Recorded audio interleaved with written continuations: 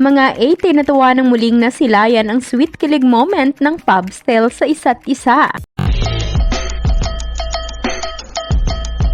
Mapapasabi ka na lang talaga ng may Pubstel heart kapag nakita mong magkatabi at magkasama ang dalawang bias ng mga 80 na ito na si Stel at Pablo, kung saan kitang-kita at bakas na bakas nga sa kanila ang tunay na kasiyahan kapag muling nagsama-sama. Mapapansin nga sa umpisa ng kanilang nagdaang showbreak video ang katuwaan ni Pao nang tumabi si Stel sa upuan na malapit sa kanya.